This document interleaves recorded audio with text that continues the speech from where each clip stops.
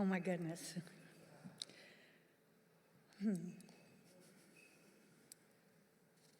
I'm Marion, I'm alcoholic.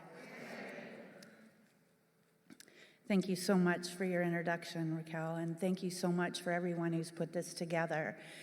It is my honor and privilege, and I am humbled to be with these fine gentlemen this weekend and be able to share my experience, strength, and hope, my prayers, my promises, all that. Usually what happens when I start is it all kind of comes up so bear with me.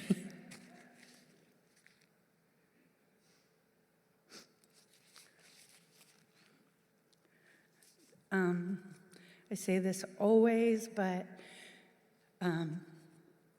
I can never believe that this is my life, this life that God has given me, this opportunity to be able to just be alive and be a part of this sacred fellowship.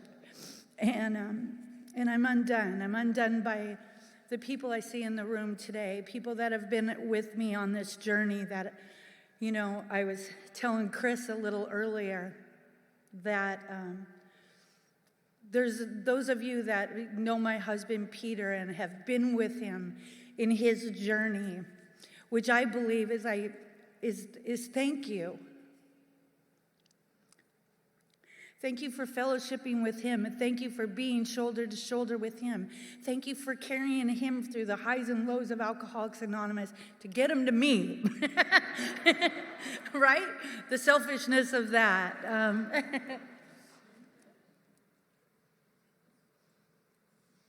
And so just as we've walked this journey heart to heart for so long, my sobriety date is November 11th, 1989. I'm going to get in the zone, I'm going to get in there, but the excitement kind of overtakes for a minute. I was a singer in a church, and I've sang in a band, and I would get these butterflies, and I'd get nervous, but I also knew it was excitement at the same time. And what I want to show off today, and what I want to say today, is my prayer and my promise would be that you see him and not me. Because in and of myself, I'm nothing. And as I've prepared for this, which is, it's like whatever I spoke at a home group or whether I spoke at wherever that was, the preparation and the prayer has been happening since then. It's for this moment. And that's what we have, is this moment. That's what we have, this moment in time from somewhere I read where this moment will never happen again, not as it is now. Looking at a sponsee that's here, that came up here and built a fellowship here, and the fellowship she craved, seeing old friends when I first got with Peter, and my bestie friends over here, and being with Chris will never be in this moment exactly the same. This cup of coffee, this fellowship, these people, this moment will never be the same. And as I felt tasked to do this morning, just to share in a general way, too, what my journey's been like. November 11th, 1989, out of Bellingham, Washington. I came from a family of 6 kids, 1 adopted, because we didn't have anything. There was hunger, there was some abuse, there was some things happening, there was alcoholism in my family. And as a young child, as a young girl, I can still remember crying out to God. Like, my dad would work away up in Alaska trying to provide for the family, and I'd wear his t-shirts to bed, crying out for my dad. But in that hunger and in that thing, where our big book talks about deep down inside is every man, woman, and child is a fundamental idea of God. I would look out my window and I'd have my dad's t-shirt on, and I'd know, you're out there somewhere. And I believe that that's the way the deal is with God, God brings me to AA, and AA brings me to God.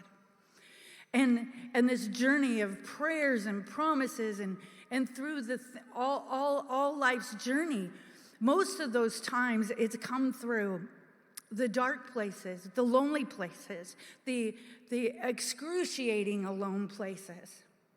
Where as my husband says a lot, is, where I'm known that I'm known by my Creator, known that I'm known by God. God answering a prayer for me, whether it's stand. And here's the deal, guys. What I've noticed about my relationship with God and what I notice about my relationship with Him is that He'll come in the most unexpected places. In the most unexpected places, when I don't know that it's going to happen, there it happens. There it comes. There He gives me the food that I need for that day, the food I need for that moment, the message I need in that moment. And it's a relationship that's grown. Here's the deal. If in and of myself I'm nothing, the Father doeth the works. The first time I did a 3rd-step prayer, I'm still here. The first time I did a 7-step prayer, I'm still here. The first time I said a serenity prayer, I'm still here. The first time I did a Lord's Prayer, I'm still here. The first time I did a freedom from bondage prayer, I'm still here. We're still here. And if you're new in the program of Alcoholics Anonymous, that prayer can be as short as help me. That prayer can be as short as I'm afraid. Those times as a little girl of looking out the window and wearing my dad's t-shirt and saying, I'm afraid. The innocence of a child. God says that we come to Him like a child. God, I'm afraid. God, I'm alone. God, I'm broken. God, I can't see the other side of that. He's deep down inside of each and every one of us, and those prayers are answered every single time. Every single time God has answered those prayers as evidence of just standing here and being free from the bondage of a drink. November 11, 1989, I got drunk twice that day. It was my 30th birthday. I'm in a Denny's getting drunk in the morning and passing out in the afternoon and going back out to drink that night. Now, I didn't have any idea on November 10th, that day, that I was going to have permanent sobriety the next. So what happens in that? I don't even know that I prayed that night. I don't even know that I prayed. But God in His infinite wisdom picked that day and picked that time and did something overnight. Our book says, ideas, attitudes, and emotions are suddenly cast aside for something new. What is the cast aside? What is that? Where does that come from? And that's a thing in Alcoholics Anonymous I'll never be able to explain. Why was one day I wretched and hopeless in my matted 80s perm with champagne blonde color, and I'm wearing a leopard print shirt, which I never wore again. It sat in a drawer for 10 years. It's like, how does that come from this place to where I was the next morning, to looking at myself in the mirror in my bright pink bathroom with my matted hair and seeing something in the mirror that I'd never seen before? What happens in that moment? And I think that's what we're talking today about. I think we're talking about prayers and we're talking about promises. But God has promised me that He'll never leave me, He'll never forsake me. And He hasn't, and He won't. So in that journey, I'm going to breathe and have a drink.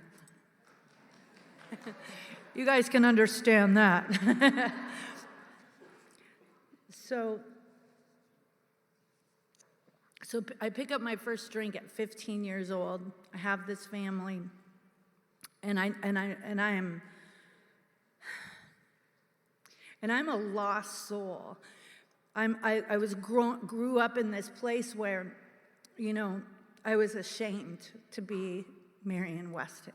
I was ashamed. And my brothers and sisters, we were misfits.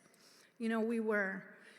And so when I picked up that first drink, everything changed. I became the party girl. I ran after that drink, and I ran after it with everything that I had because it was a panacea for my ills. It calmed. I became this different person. And I meet this man at a party at 19 years old. The first drink, I have to say this, it was a bottle of MD 2020 that I ripped off from a store, and it was in the stall of a high school dance. It's really romantic, that first drink. And I chugged down the first part, and I threw up, and then the chug down again, and I was off, And I had this whole new identity. I'm the party girl. I've got the record albums, and I've got the concert tickets, and I've got the green stuff to smoke with it, and all that stuff, And I meet a man who my father was an angry war veteran, and I meet this man, and he is that guy at a party. He's the same angry guy. He's in the middle of a fight, and it was love at first sight. And I know for me, knowing my life today and knowing the things from my past is I had somebody I could fix, like I did with my dad. I could sing, I could dance, I could make dad happy. So now I have this man, and I've got a ticket to get out of the house, and I'm pregnant. And we quickly had 3 children, and they were stair steps. They're 15, 16 months apart. We have these kids, and I get pregnant with my 4th child when my daughter's 4 years old. So this is 1986. On October 19th, 1986, I have my 4th child. His name was Brian Daniel. And 3 months and 3 days after he was born, he dies of crib death at my sister's house. We ran into the bedroom, and Brian's dead. And we rush off to the hospital. And, I'm 27 years old. I have 3 children to raise. I'm in the grips of alcoholism. And my life was so dark. Like we talk in the dark places of our life, and we can feel them in that moment, right? So Brian dies, and my life is just so dark. And that same year in August, my mom passes away. And how our book talks about how dark it is before the dawn. I'm 27 years old. I've got these 3 children to raise, and I can't live. All I think is I'm insane. I am crazy. I don't even know how to live. And I tell my husband, I've got to go see a therapist. I am nuts. And so I go to see this therapist. And, our book talks about these ominous warnings, And this woman sat across the table from me, and I'll never forget it as long as I live. She looks at me and she says, when you lose a parent, you lose your future. And when you lose a child, you lose your past. And Marion, you're having trouble living in today. I have this family riddled in alcoholism. I have this little brother who's living under a bridge and sticking forms of alcohol in his arm, and another ominous warning from him. These are prayers, these are promises, these are the things that hit our spirit. And my little brother looks at me one day, because what I had is I was building this home no matter what. I had these children to raise. I had the 2 cars in the garage, and I had a swimming pool and a trampoline and all the things that I never had as a little girl. Clean towels, clean socks, things like that. I'm taking care of these children. And my little brother, I just kept pointing the finger at him if I ever was like that. Or my little sister who's taking sedatives and drinking in the morning, if I ever was like that. My brother, my sister who made Bob Marley look like he didn't smoke anything. If I ever was like that, because after all, my life, but inside, guys, it's that deal, is that thing, that restless, irritable, and discontent, this disconnection from God, this sickness that was inside of me. And my little brother gives me another warning, and my little brother says, well, one of these days, Marion, you're going to take a good, long, hard look in the mirror. See, this is what I believe is my God journey. This is what I believe is the prayers that come to me. This is what I believe are the promises that come to me. And when I looked in the mirror that day, I was at that jumping off place our book talks about. I couldn't see my life with a drink, without a drink. I spent 30 days in a treatment center. I go through the first 3 steps. And what happened in that treatment center for me was life. It's like the veil was torn. It's a biblical term, but whatever. And I started seeing life with new glasses. I started seeing life like I had to leave those children and go to this treatment center, and I know that that was the best thing in the world for me in those 30 days. It really was. And I went through these steps, and we would go across the street into this park, and we'd swing on these swings, and I felt like a little kid, that I was alive. You know, the leaves were orange and red and green, and they were beautiful, and I could see them for the first thing. I could see things through new eyes. That first innocent beginning, right? Coming into my first home group. Having C.B. McLaren meet me at the front door and reach out his hand and say, "Hi, Marion, welcome." I thought he was the president of Alcoholics Anonymous in that moment. He had that big old alcoholic red nose and the flat top and suspenders and flannel shirt. See, this is us. In those days of growing up, I was a girl. I was the hippie. I was the kumbaya. I was the Birkenstocks and socks from Bellingham, Washington. I was that girl, and I always wanted to feel a part of. I always wanted to belong. And when I got to that group of, we were open share, we were messy, we would 12-step people by the front door. You know, we would do all that stuff. And we would get together, and it was the coolest thing in the world. Like, you guys were saying the things out loud that were a secret inside of me. I'm alone. I'm broken. I'm the only one. And you guys would, you know, you'd get fired from a job and laugh about it. And there'd be everybody would go, "Yes." You know, and I was like, who are these people? You know, you would, I remember one time I had this, I couldn't pay my power bill, and I was freaking out about it. And the next day I go to my regular noon meeting, and the windows rolled down, and somebody had put a money order on the front seat of my car with a scribble on the name. See, these are the life things. These are the things like the innocent climb we talk about, that my husband talks about, or just the little things that happen that were building my faith, that were building my relationship with this God. And they could just be the little things, you know. I was 9 months sober, and I had this old beat up Audi. I spent like $700 on it. I got 3 kids strapped in the back, and I'm going to go in the Pacific Northwest up through the North Cascades Highway. And I remember pulling off to the side of the road because I'm sober. I'm a sober mom. I'm feeding my kids. I'm taking them on a ride. I'm showing up. I'm putting them in bed. That might not be big things to you, but those were big things to me. I wasn't neglecting them. I wasn't that I'm abusing them with my words. I was feeding them. I was washing their clothes. Those are little things to some people, but they were big things to me. And we're going up across the North Cascades Highway in Washington. Go sometime. I'm taking you guys. And I had driven it 1,000,000 times with beer cans in the back of the car, you know. And I'm driving up and through the mountain pass. And I literally had to pull over because I couldn't take another corner. I couldn't take another turn because it was taking my breath away. I knew that word. You know, people say, "Oh, it's breathtaking, it's breathtaking." It took my breath away. Could have had to do with the elevation too, a little bit. But,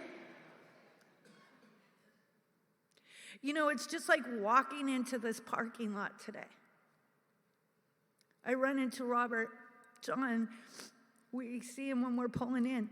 He was at the beginning of the Peter Marion love story. You know, Jim and Maribeth. Jimmy freaking interviewed me to make sure I was okay for him.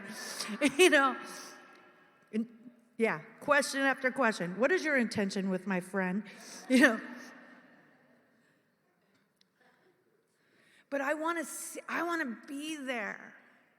I want to be awakened in the Spirit enough to every moment of my life when you just go, "Ah, God, I see you.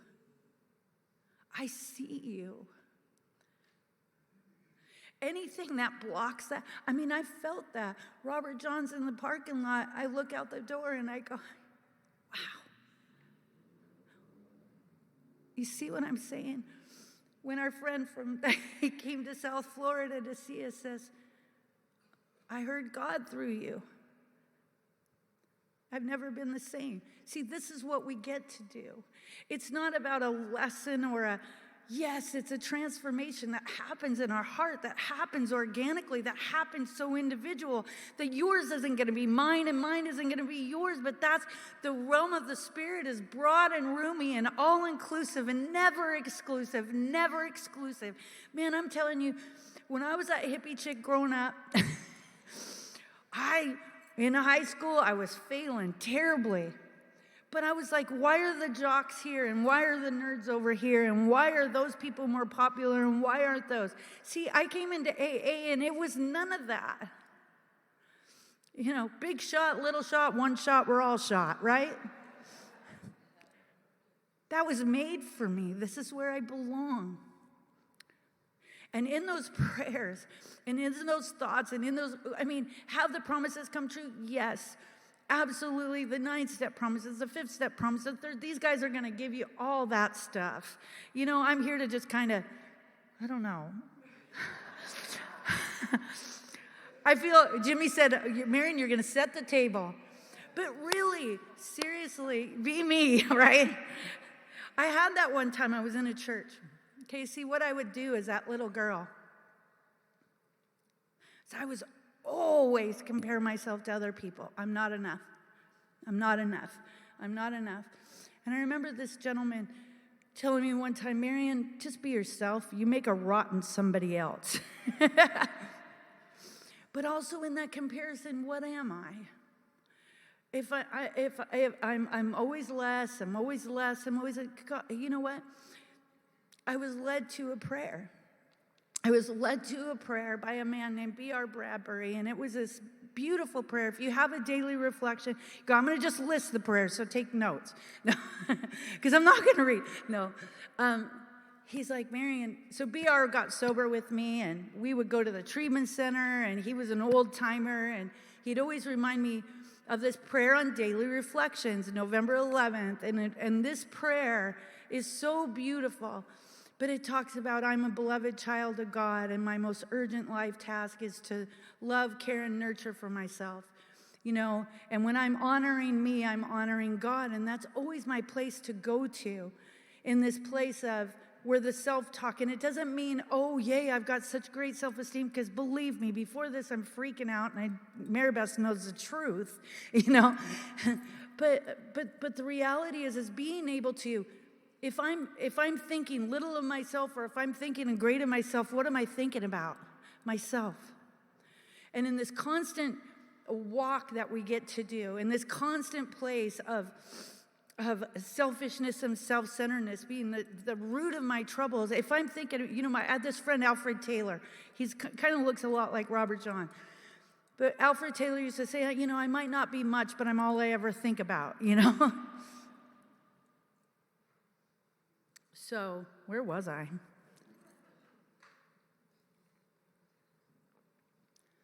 So in this journey called God, in this journey of this relationship, of this friendship, in this relationship of kindness, in this relation, so that's kind to me too. That's what that means by that prayer. Kind to me too. As I pour out and give my life to others. Kindness, hope, mercy. Mercy. Being able to give to somebody, another person, the exact same mercy that was given to me. See, I've learned in this relationship with God that I cannot outgive him. That whatever I pour out and give to anybody in my life, God returns it tenfold. Have you guys ever noticed that? You get out of yourself, I'm going to take that extra effort, I'm going to put that grocery cart back, I'm going to help I'm going to answer that phone to the blow your hair back sponsee, you know. I really don't want to answer it. Hello. Okay, you guys get it, right? every single time. I cannot, and never will outgive God. And how dare I to take a moment of that for granted anyway?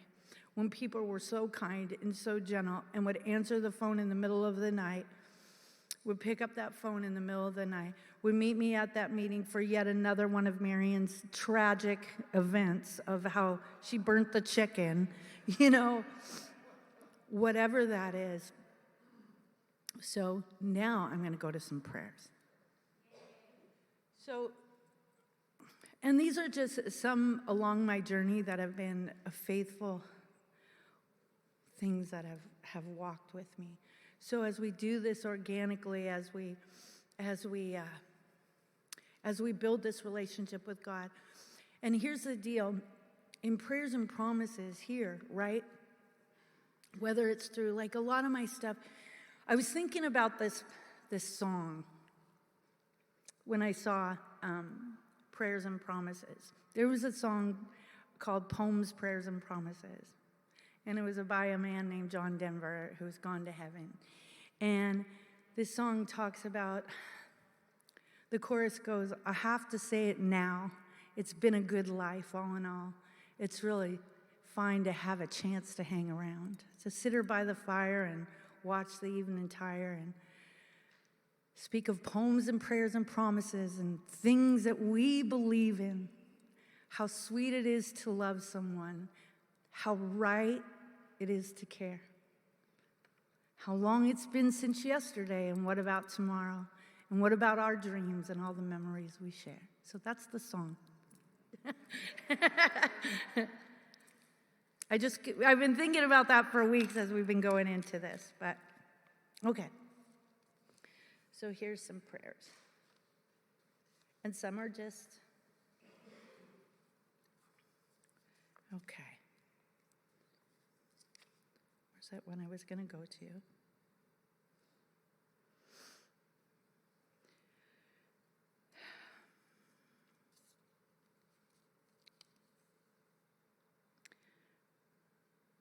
So as a morning prayer, God, please direct my thinking and keep my thoughts divorced from self-pity, dishonest, or self-seeking motives. Please keep my thought life clear from wrong motives and help me employ my mental faculties that my thought life might be placed on a much higher plane, the plane of inspiration. And I love that so much because here's the deal. My life is either going to be, I want to be an inspiration to others when I walk up and I take care of my day. And as I leave my house, as I'm going to be with other people, I want them to see God's light in me. And as I walk around with these prayers and things in my life, these are the things that give me the strength and able to do that, right? So if I want to know about Moses, I got to read about Moses. And if I want to learn about God, I got to read about God. And if I want to learn about baseball, I'm going to read Mickey Mantle, or you know what I mean? Those things. And so as I build and I enjoy this relationship with God, I'm going to come into those prayers that are sacred to me. Okay, going to another one. It's not on this one. And then I'm going to get out of here.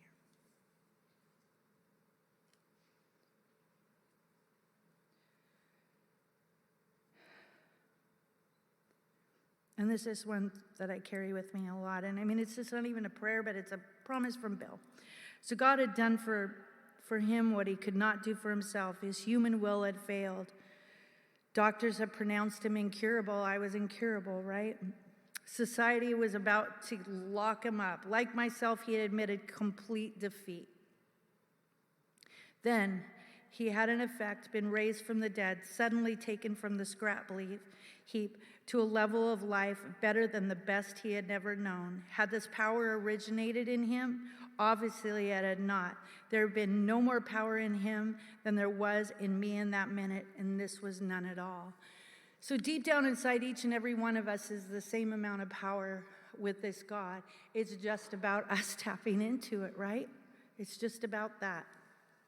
I'm going to wind up stopping in a minute because I want to hear these guys. So we usually conclude this period of meditation with a prayer that we be shown all throughout the day what our next step is to be, that we be given whatever we need to take care of such problems. We ask especially for freedom from self-will and are careful to make no requests for ourselves only. We may ask ourselves, however, if others will be helped. And that's the thing about that, going back even to that, just that little prayer on November 11th, right? When I'm clear of wrong motives and when I'm clear of my selfishness and self-centeredness, that's when I can give back to somebody else. And that's where my freedom comes from. And that's when God can pour in and through me and out to others. So guys, I'm going to let those guys do the break it all down. I just wanted to share that stuff with you. God bless you. And I've got more prayers in here. Thank you. Bye, dear.